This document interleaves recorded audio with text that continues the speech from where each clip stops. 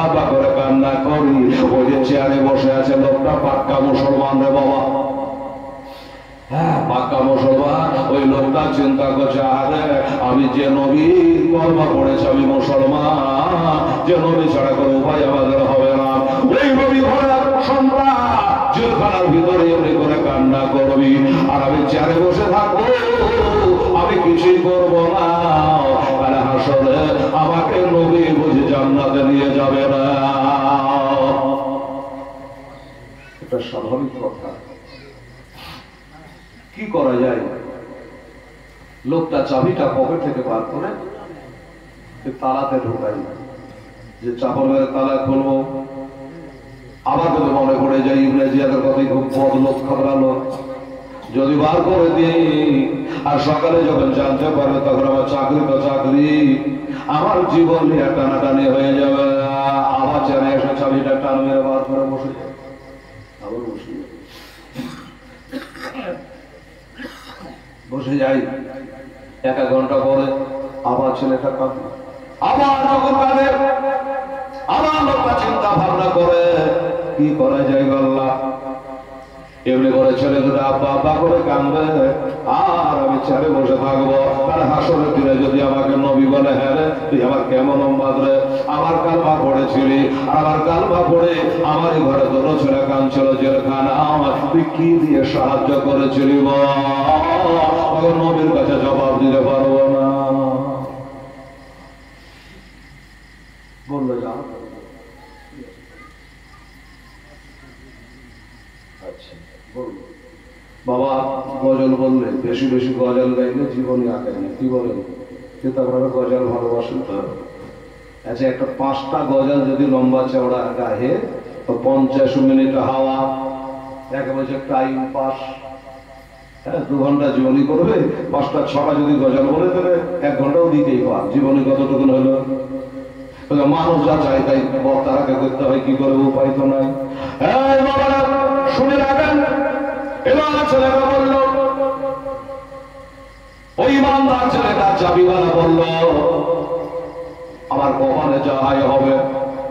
আমার নবীর সাহাবা হযরত হানজালা রাদিয়াল্লাহু তাআলা আনহু, হানজালার কবরটা জিয়ারত করে আসলাম বাবা মদিনা শরীফে। উহুদের প্রান্তর একই জায়গাতে ৭৭টা কবর আছে, ৭৭টা কবর আছে গো, চারিদিকে প্রাচীর দিয়ে ঘেরা আছে। হযরত হানজালা নতুন বিয়ে করেছিল, আর বাসর রাত্রিতে বিবির সাথে হামলাস্তারি হয়েছে। এটার ফরজ গোসল করবি, আর আমার বেলাল বলছে কে আছে ইসলামের জন্য রক্তদান করতে পারো, যুদ্ধে শামিল হতে পারো। তখন হযরত হানজালা রাদিয়াল্লাহু তাআলা আর ফরজ গোসল করার টাইম পায় নাই, ওই উহুদের প্রান্তরে শহীদ হয়েছিল। আমার নবী বলেছিল সব লাশগুলো এক জায়গায় করো, জানাজা পড়ে দাফন করো। তো বলেছিল হুজুর শব্দ পাওয়া যাচ্ছে, একজনকে পাওয়া যাচ্ছে না, কাকে পাওয়া যাচ্ছে না। ওরা নিজের চোখে দেখেছি পাগড়ি বেঁধে হযরত হানজালাকে নামতে। যারা জীবিত আছে তাদের মধ্যেও নাই, আর যত লাশ পড়ে আছে ৭০টা তার ভিতরে নাই, তাই নাকি? বললে হ্যাঁ, একটু ভালো করে বাবা ইদিক ওদিক করে খোঁজে বলে খুঁজলাম, হুজুর পাওয়া যাচ্ছে না। আমার নবী বলল তোমরা যখন পেলে না আমি একবার দেখি। নবী বলে ইন্নী আরা ওয়ালা তারাও না ওয়া ইন্নী আসমা ওয়ালা তাসমাউ না, নিশ্চয় আমি যা দেখি তোমরা দেখো না, আমি নবী যা শুনতে পাই তোমরা তা শোনো না। বাবা গো, আমার মা বোনেরা আমার নবী আসমানের দিকে তাকালে আর বলল সাহাবারা রে, আমার হানজালাকে আমি পেয়ে গেছি। কোথায় পেয়েছেন হুজুর? বলেন নূরের ফেরেশতারা তাকে তুলে নিয়ে গিয়া হাউজে কাউসারের পারে দিয়া গোসল দিচ্ছে রে। সাহাবারা বলে হুজুর এতগুলো সাহাবা শহীদ হয়েছে, কাউকে নিয়ে গেল না, হযরত হানজালাকে কেন নিয়ে গেল? বলল কেন নিয়ে গেল এটা আমার মুখে শুনবা না, তার বিবির কাছে শুনবা। তার বিবি বলে আমার স্বামী নাবাক অবস্থায় যুদ্ধে নেমেছিল, এই কারণে অন্তর যাবে আল্লাহ ভালো করে জানত, আর নাপাক অবস্থায় কবরে সাহাবীদের সাথে কি করে শুয়ে থাকবে। এই জন্য আল্লাহ ফেরেশতারা তুলে দিয়ে গিয়া হাউজে কাউসারে পানি দিয়ে গোসল দিয়েছে। চিন্তা করুন, চিন্তা কি যে হানজালা যদি নবীর প্রেমী নতুন বিবিকে বাড়িতে রেখে উহুদে শহীদ হতে পারে, আমি পারবো না এই দুটা ছেলের জন্য। মানুষ দেখা দেখি দান করে, দেখা দেখি শিখে। চাবিওয়ালা বলল দরকার হলে ওই ছেলে দুটোর জন্য চাকরি বেকার হয়ে যা, আমার জীবনটা চলে যায়, আমি আজকে একটা উপায় না করে ছাড়বো না, উপায় না আবার করে ছাড়বো না। এবার চাবিটাকে নিয়ে তালায় দিয়ে বাবা তালাটা খুলে দিল, ওর ধরাতে তালা খুলে দিয়েছে। ছেলে দুটো দেওয়ালে সেটে গেছে, চল দিয়ে ঝরঝর করে পানি জ্বলছে। বলে চাচা কাল বেলা 10টার সময়তে এই জেলের তালা খোলবার কথা, কিন্তু রাত 12টায় খুলে গেল, কারণটা কি? বলে বাবা আসতে কথা বল, আসতে কথা বল, রাতের কথা বাজে বেশি দূরে যায়, আর দুশ্মন কারা আছে বাবা, দেওয়ালের কান আছে। বাবা ছেলে দুটো জিজ্ঞাসা করে চাচা গো একটা কথা জিজ্ঞাসা করছে, আপনাকে বললো কি? আপনি কোন দলের লোক? কোন দলের লোক? হ্যাঁ ইজিদের দলের লোক না হোসাইনের দলের লোক? লোকটা বলে বাবা তোরা ছোট ছোট ছেলে, ইজিদের দলের হোক আর হোসাইনের দলের লোক হোক, এরা তোরা জানতে চাইলি কেন?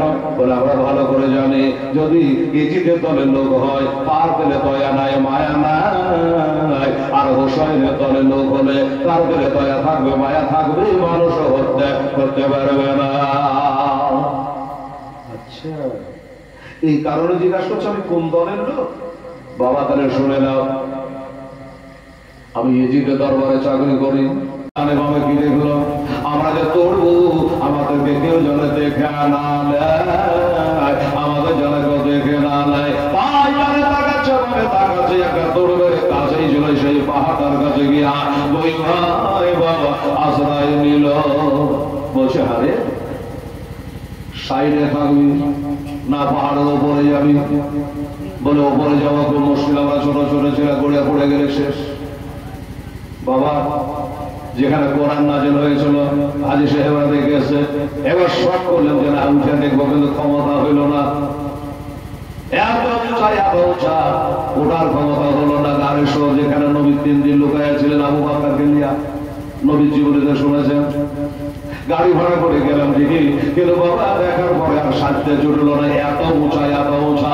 আশ্চর্য হলাম আল্লাহ, আমার আবু বকর নবীকে ঘাড়ে করে কি করে উঠেছিল, এত উঁচু পাহাড়। ছেলে দুটো বলল আল্লাহ আমরা উপরে যেতে পারবো না, পাহাড় উঠতে পারবো না।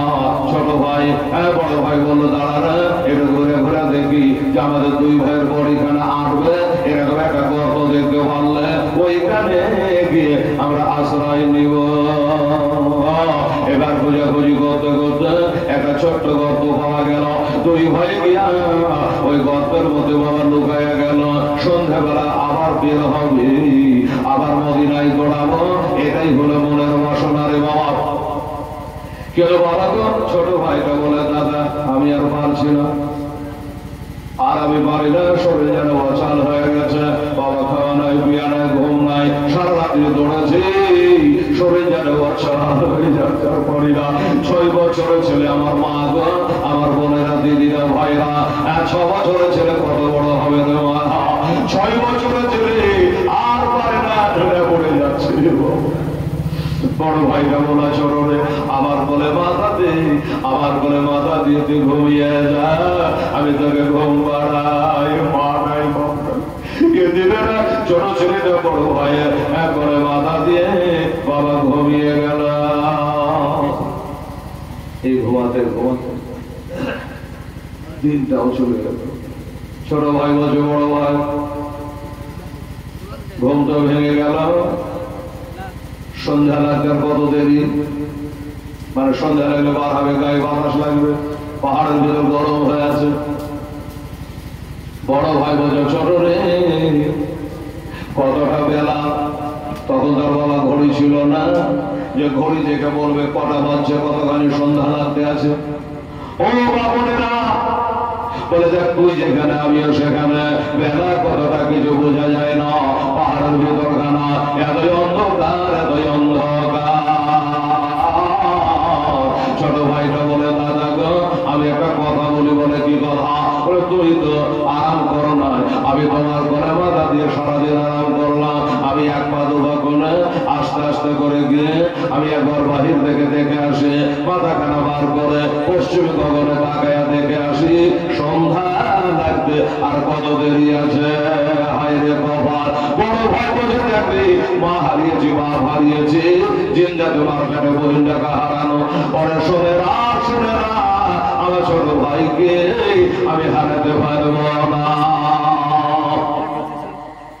আমার ছোট ভাইকে হারাতে পারবো না। কেন? বলে তুই বাইরে যাবি, সন্ধ্যা রেখে কত যদি তাই দেখতে।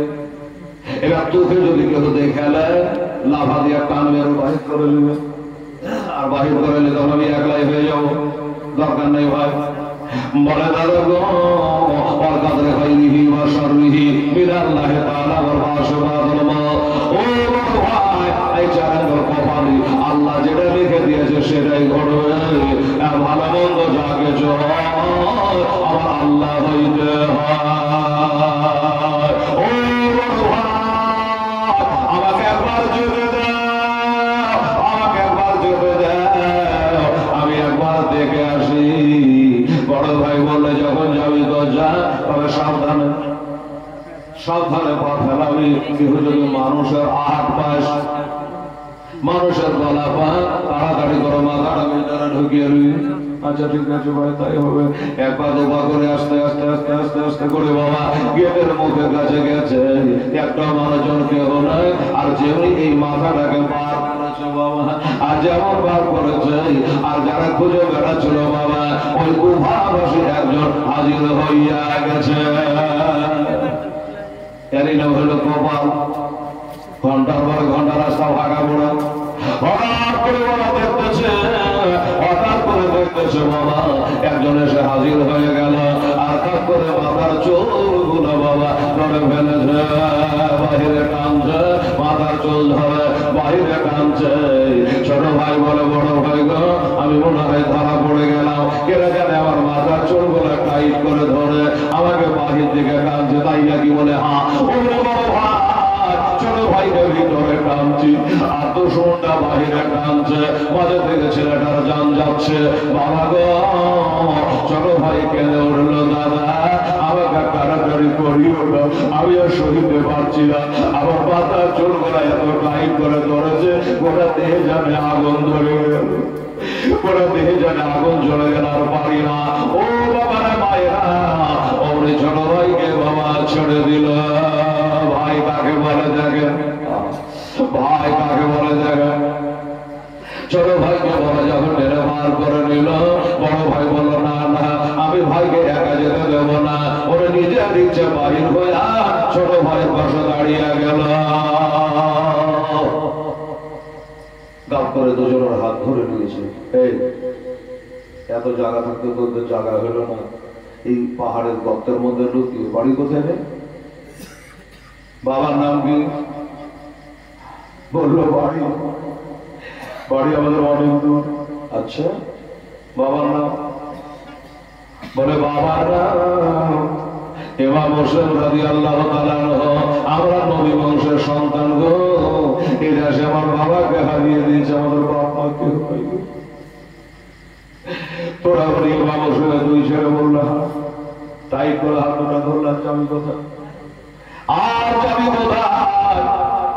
দুই ছেলেকে টানতে টানতে টানতে টানতে বাবা ইবনে জিয়াদের কাছে বাবা হাজির করলো। ইবনে জিয়াদের কাছে হাজির করলো, হুজুর এই দেখে দুই ছেলে এক পাহাড়ের গুহায় ঢুকেছিল, তাকে আমি ধরে নিয়ে চলে আসলাম। এবার বলো, এবার কি করা যায়? ছেলে দুটো বুঝে নেবে, চিনে নেবে, এই লোকটাই আমার বাবাকে হত্যা করেছে। তাহলে বলে কাজ কর, এর বাবাকে জেলখানাতে ভরেছিলাম এক রাত, এই বাচ্চা দুটাকে ওই জেলখানাতে ঢুকিয়ে দেয়, এক রাত থাক, কালকে দেখা যাবে। যেমন হুকুম তেমনি কাম। দুই ছেলেকে নিয়ে গিয়ে জেলে ঢুকিয়ে দিল রে বাপ, জেলে ঢুকিয়ে দিয়ে তালা মেরে দেওয়া হলো। ইবনে জিয়াদকে চাবি দেওয়া হলো। কিন্তু একজন বলে, হুজুর একটা ছোট মুখে কথা বলবো। কি? চাবি এখানে রাখলে হবে না কেন? বলে হুজুর জানের ভয় না কার আছে? জামিন ওই ছেলে দুটো যদি রাজবে যাতে জেলের তালাকে মুছড়ে ভেঙে দেয় হজরতের ঘরে ছেড়ে তারা,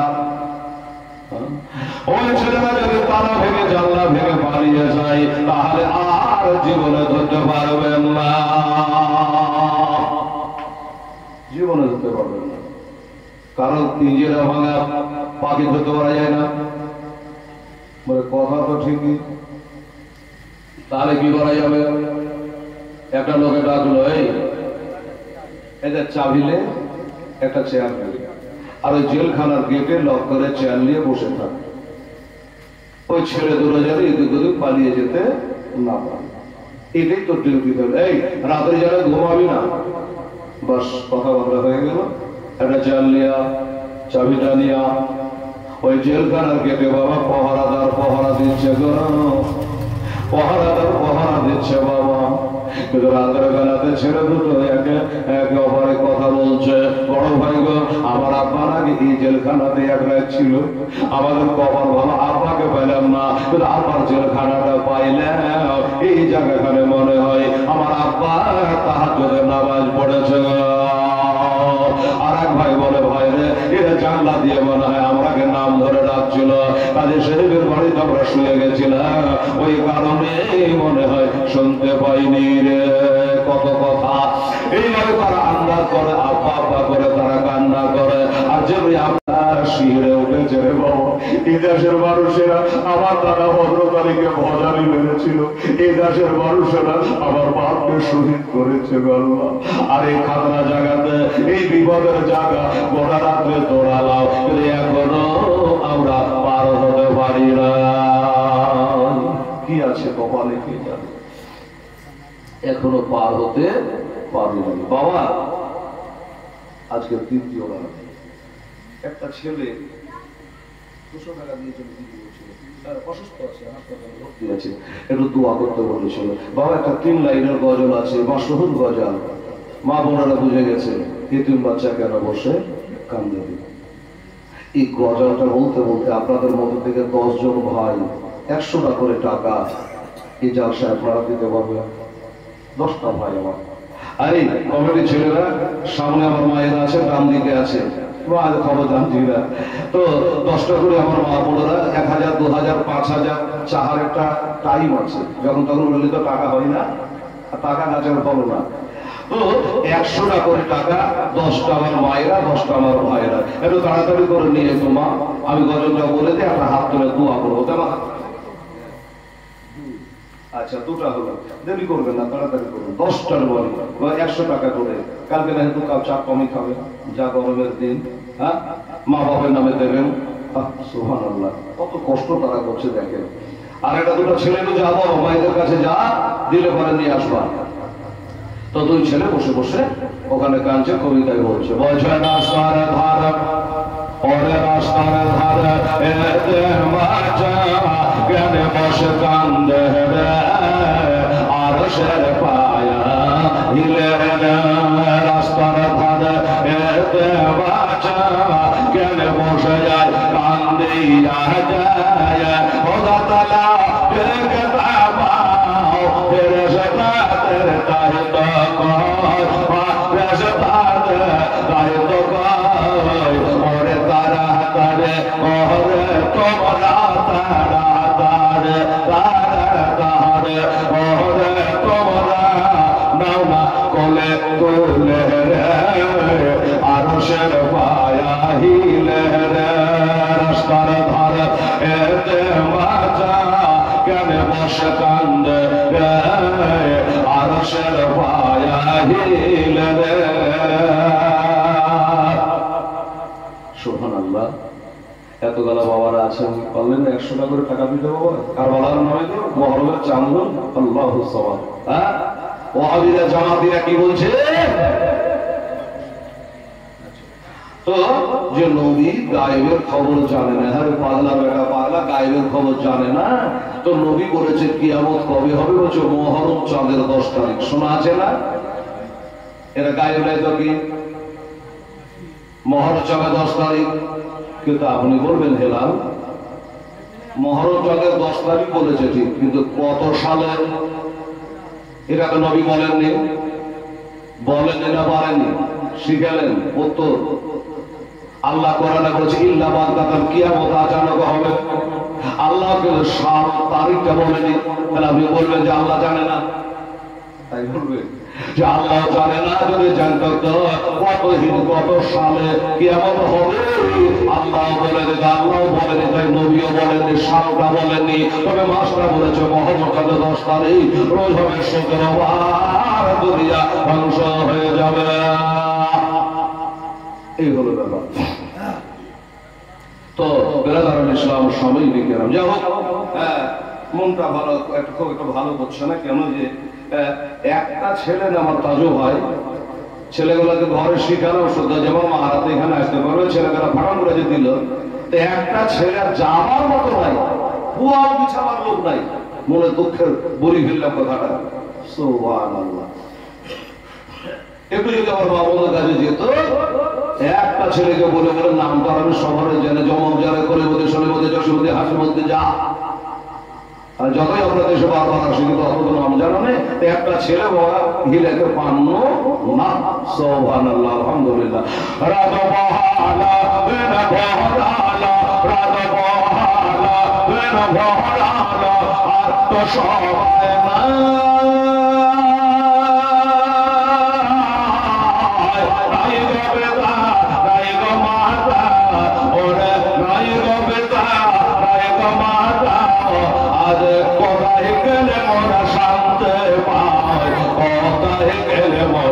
শান্তি পায়।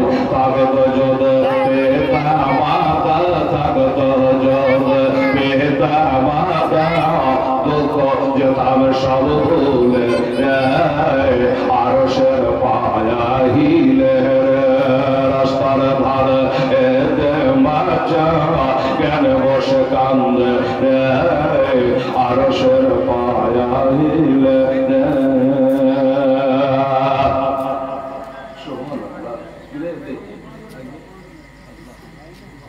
আচ্ছা, একটা বাচ্চি মেয়ে 50 টাকা, ছেলেরা কেউ যায়নি তো কি করবে, বাচ্চির হাত দিয়ে মা গো সোনামণিরা এরকম ছোট ছোট ছেলের হাত দিয়ে পাঠান, তাহলে 2টা লাভ।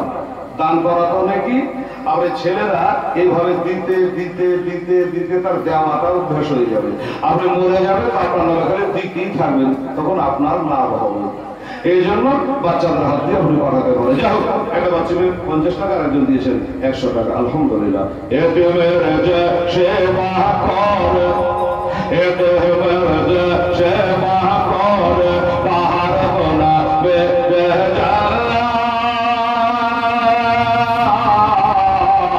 খোদারে দাঁড়ি পারে দাঁড়া বাবা, খোদারে দাঁড়ি পারে দাঁড়া, খুশি হয়ে তাই তো কয়, খুশি হয়ে তাই তো কয়। ওরে সোনা চাঁদি টাকা পয়সা, সোনা চাঁদি বাবা, সোনা চাঁদি টাকা পয়সা কিছুই সাথে বাবা যাবে না। আর এদিনের সেবা না করলে খোদা রাজি হবে না, খোদা রাজি হবে না। রাস্তার ধারে এতে বাচ্চা কেন বসে কান্দে, টাকা বড় মা বলেন এদিকে যাবে না, রাত করে যাওয়া কি করেছিল বলবেন, এখানে পাঠাবি না। আচ্ছা ঠিক আছে, বহু দোয়া করো। এবার ছেলেগুলো বলল আপনি ভাবিয়েন না যে আমি কালেকশন করতে করতে ঘন্টা ঘন্টা পার করবো না, অসম্ভব কথা। জীবনী বলে যাচ্ছে শুনুন, একটা গজাল বলতে বলতে যেটা পারবেন দেবেন। এদিকের মা বোনেরা আসলে পরে একটা দোয়া হয়ে যাবে, ছোট্ট করে তত ওয়াজ করি বাবা। ছেলে দুটো বললো এবার আমরা কোথায় যাই, সকাল হয়ে গেছে, এখন রোদ উঠবে, বেলা হবে, কোন দিকে লুকাবো? মা নাই মায়ের কাছে যাবে, বাবা নাই বাবার কাছে যাবে। 2 ছেলে বাবা গিয়া সামনে দেখছে একটা পাহাড় দেখা যাচ্ছে রে বাবা। এই মায়েরা বাবা না, আমার মা বলে রাখলো ওই পাহাড়টার কাছে গিয়ে চলো আমরা আশ্রয় নেব, আমরা দিনটা পার করে দেব।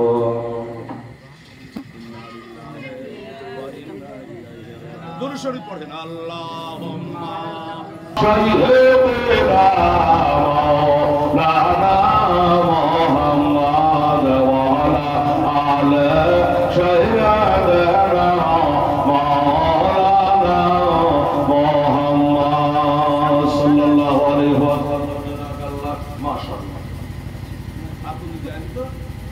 আশিটা দোয়া দেন আল্লাহুম্মা আমিন গফার দয়াময় এদায়ে জাগোরা তার কাছে আল্লাহর কবুল করিয়া জানিয়াতে জোদেশ দিয়ে গেল কবুল করো তুমি হবে বখশোহা আর দোয়া করি খোদা বান্দাদের লাগি তাদের হাতে দিয়ে খোদা বেহেশতের চাবি আর দোয়া করি আমার ভাই বোনদের কারণ তাদেরকে কবুল করো হবে নিরঞ্জন আল্লাহ যারা অসুস্থ আছে হাসপাতালে ভর্তি আছে আল্লাহ তাকে সুস্থ করে দেশে ছেড়ে দেশে ফিরাইয়া দিও আল্লাহ যাদের বাবা মারা গেছি আল্লাহ সহকারে কবরে তাদের পৌঁছায় দিয়া ওই কবর গুলাকে জান্নাতে টুকরা বানিয়ে দিও যে যা দিয়াতে দিয়াছ আল্লাহ প্রত্যেকের নিয়াতকে তুমি গোড়া করে দিও সুবহান রাব্বিকা রাব্বিল ইজ্জাতি আম্মা ইয়াসিফুন ওয়া সালামুন আলাল মুরসালিন ওয়ালহামদুলিল্লাহি রাব্বিল আলামিন আমির সমাবে বাগিলা ইলাহা ইল্লাল্লাহ মুহাম্মাদ রাসূলুল্লাহ সাল্লাল্লাহু দুই ছেলে বলল যে আমরা ওই পাহাড়টার কাছে গিয়ে তো আশ্রয় নেব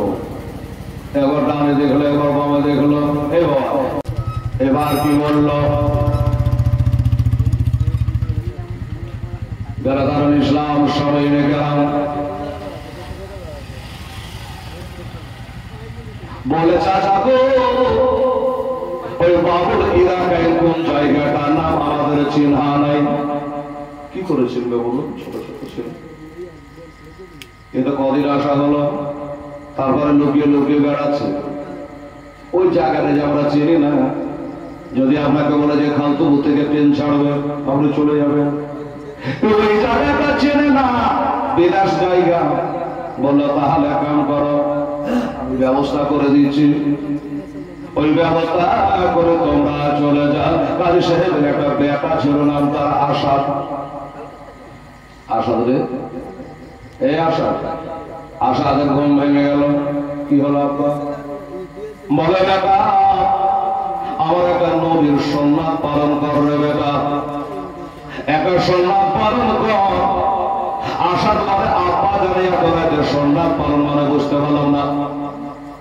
বলছে দেখ বাড়িতে যখন মেহমান আসে ওই মেহমান যখন বাড়ি যায় তার সাথে সাথে একটু রাস্তা আগিয়ে দেওয়া এটা নবীর সুন্নাত হ্যাঁ বাবা তাকে আগামী করাতে বলল আমার নবী ঘরের সন্তান দুটা আছে রে বাবা গোটা শহরে এলান হয়ে গেছে তারাকে লোকে খোঁজাখুঁজি করছে ধরবার জন্য শহীদ করার জন্য এই জন্য এই ছেলে দুটাকে বাবুলিরাকে এনে ছেড়ে আই ওইখান থেকে একটা দল যাবে তাদের সাথ ধরে চলে যাবে মদিনা বলল ঠিক আছে তাই হবে ছেলে দুটাকে নিল ভাই চলো যাবার সময় কাজী সাহেব একবার বুকে লাগালো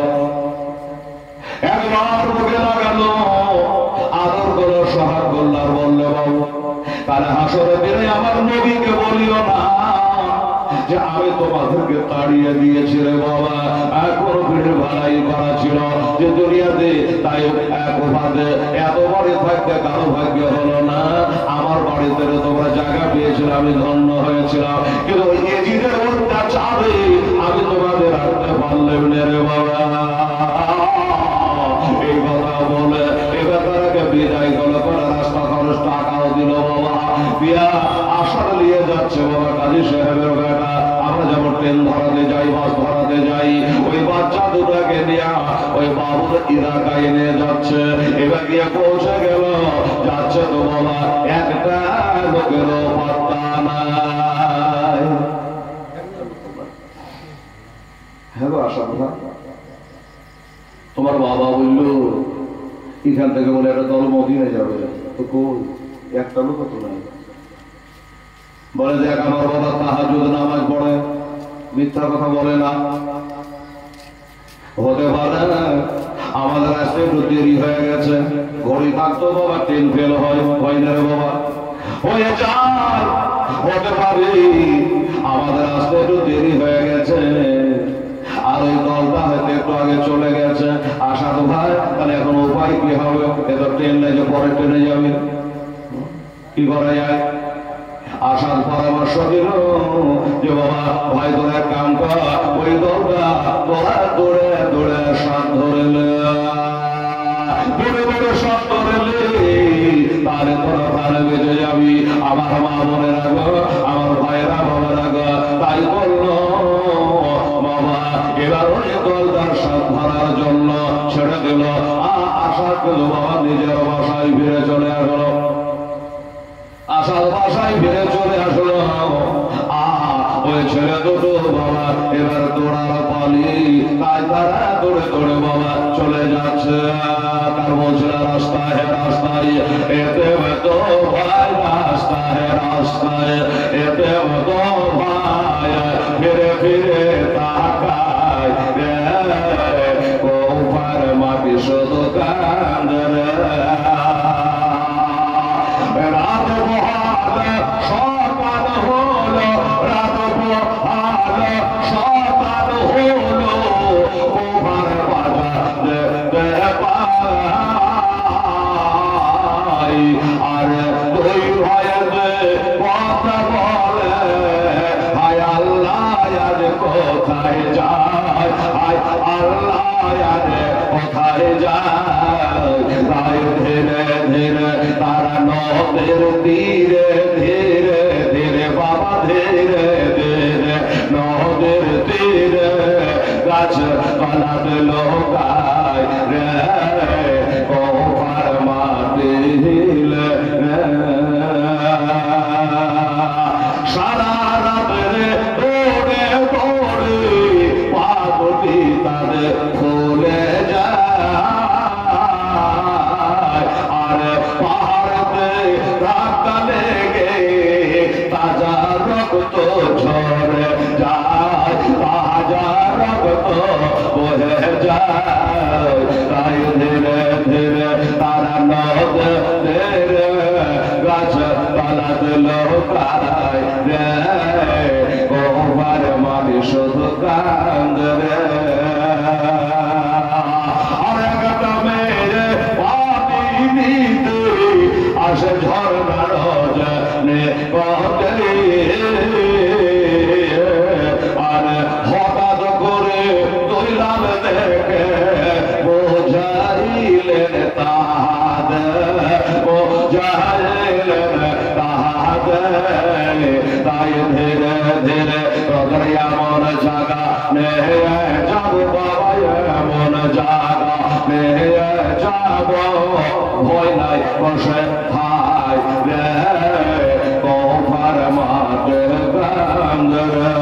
রাস্তায় রাস্তায় এতে তো ভাই, রাস্তায় রাস্তায় এতে তো ভাই, ফিরে ফিরে তাকায় রে কোপার মাঠে কান্দে। এই করে বাবা দুই ভাই সারা রাত দৌড়াচ্ছে। কেতাবে দেখছে দৌড়তে দৌড়তে 6 বছরের তেমন ছোটটা হুজুর লেগে পড়ে যায়। বড় ভাই পিছনে ব্যাগ করে ভাইকে চাড়ে তুলে গাড়ি তুলাল। সাপের ভয় ছিল না, বাঘের ভয় ছিল না। জানে আল্লাহ আমরা মা ফাতেমার ঘরের সন্তান গর্ব।